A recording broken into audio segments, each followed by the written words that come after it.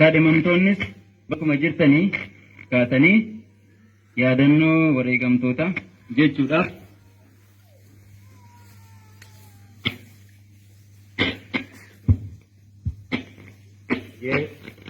daqiiqaa tokkoof yaadannoo goota ta'a.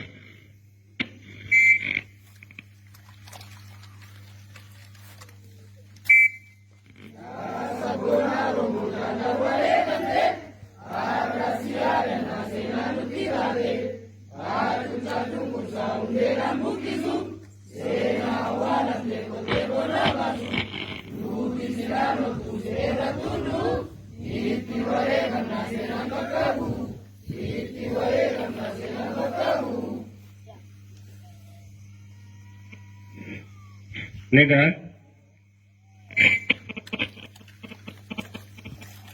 ta kepala aye jirtu baga jiraatan hojiraatan Sulit mati. Egaa isinis walii ilmaan wartanii bifa haaraa kanaan akka kanatti oomishamtee yeroo isiniif dhiyaattu nullee nu gammachiisa, isinillee ni gammachiisa. Barri 2021 ka gammachuu ka hinjifannoo nuuf haa ta'u isiniin jedha.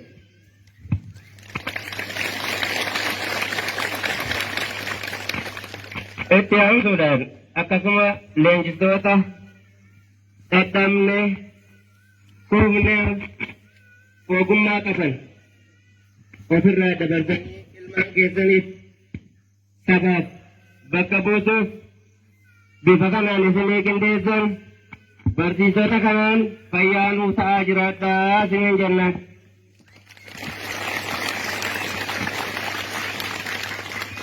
Nullee waan nuti tolu qaba. Birraa darbee bifa kamii fi maal keessa dabarree gaafa uummanni iyyaa akka diinaatti ilaalaa ture darbe har'ammoo bifa kanaan guyyaa gaafa walitti yaa'ee wal argee tokko ta'uu isaatii fi waraanni kun ijoollee keenya ilmaan keenya nama nuuf dhaabbate jettanii itti amantanii wajjin hirmaachuu keessaniif baga gammaddan baga gammanne isiniin jedha. Egaa itti aansuun jaala kabajaan qabaa qophaa miti jaala sanan asinitti isinii affeeraa jaal dhiiqii gara sanatti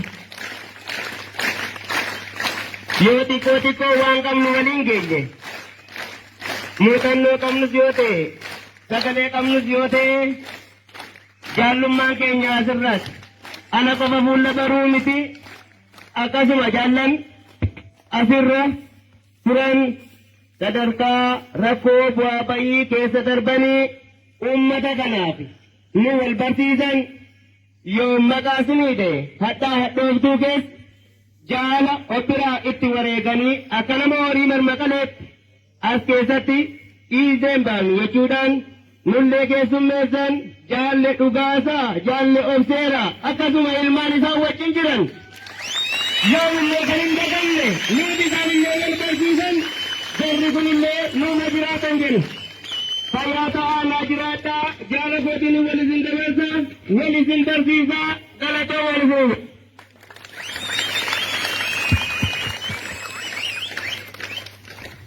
Fada kabajamtoota uummata Oromoo bal'aa bakka kanatti qaamaan argamtanii eebba miseensota waraana bilisummaa Oromoo kallattiidhaan hordofaa jirtan uummata Oromoo karaa adda addaa sagantaa kana irraa qooda fudhachaa jirtan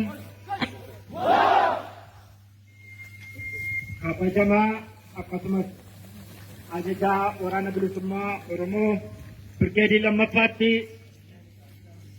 ajajaa Abbaa Cibraa Waamaa Qaqqaxoo Jaal Guutuu kabajamtoota miseensota gameeyyii waraana bilisummaa Oromoo eebbaa ilmaan Oromoo kanarratti gurmuu isaanitti dabalamuu irratti hirmaachuu dhuftan akkasumas kabajamtoota uummata Oromoo maraaf baga guyyaa irraa geessanii isiniin jedha.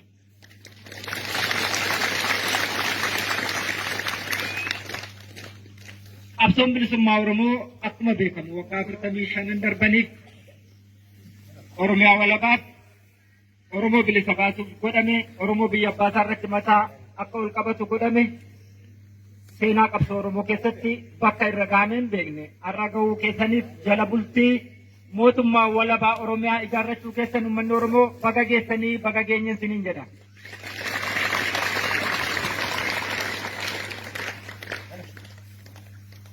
Yeroo waggoota muraasumallee darba waggoota 4 dura gammoojjii Oromiyaa keessatti illee ilmaan leenjifachuun diinatti ulfaatee gammoojjii biyya hambaa Eertiraa fi Keeniyaa keessatti waraana leenjisuuf biyya kan seensisu addi bilisummaa Oromoo har'a wareegama jaallan qaqqaaliin baasanii xurree dhiigaa lafeen isaan saaqaniin galma mootummaa garboonfataa jalatti magaala keessatti waraana leenjifnee eebbisuu danda'uun Oromootiif boqonnaa haaraadha. Baga gammadanii baga gammanni isiniin jedha.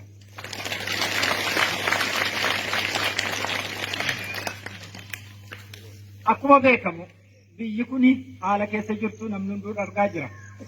Gaanfi Afrikaa Itoophiyaa irra darbee gaanfi Afrikaa dirree waraanaa yeroo ta'aa jiru kana keessatti waraanni bilisummaa Oromoo dammaqinsaan wareegama kaleessa baasu wal'aansoo diina wajjin itti jiru daraan dammaqee ilaaluudhaan bakkattiyyuu namnu yeroo qawweetti amanee biyya jiguuf deemtu kan ofirraa dhiibaa jiru waraanni bilisummaa Oromoo qabsoo bilisummaa Oromoo hoogganaa jiru abaa'oo woboon baddaa gammoojjii magaala baadiyaa kaaba kibba giddu galeessa toon jedhin boobaa diinaa jalatti ilmaan Oromoo gootota qaqqaalii gara kuteeyyii saba isaaniif falmuu danda'an ga'umsatti horee leenjisee diina irratti bobbaasuun bakkayyuu cabsaa waan jiruufi baga guyyaa kana geessanii isiniin jedha. Milkii fi injifannoo argame qofa miti haalli biyya kana keessa jirtu haalli Itoophiyaan itti jirtu waan yaaddoo yookiin immoo milkii fi kufaatii gammachuu fi yaaddoodhaan kan guute ta'uunsaa ifadha. Haalli amma biyyi kun keessa jirtu bakkattiyyuu waraana gurguddaatu deemaa jira. Ibiddaatiin namni gadi wal qabee maatiin mancaa hawaasummaan mancaa dinagdeen kufaa lubbuun namoota akkuma titilaa darbaatii jira. Miidiyaan addunyaa mootummoota gamtooman dabalatee biyyoota warra lixaa irriba dhowwee dhaabbatanii iyyaa jiru. Oromoon kana keessatti dantaasaa tikfachuuf wareegama dhufaa darbaa kafalee fiixaan baasuuf yerootti qabsaa'aa jirudha. Kanaaf qabsoo keenya milkiin goolabuuf jabaachuu qabnan jedha.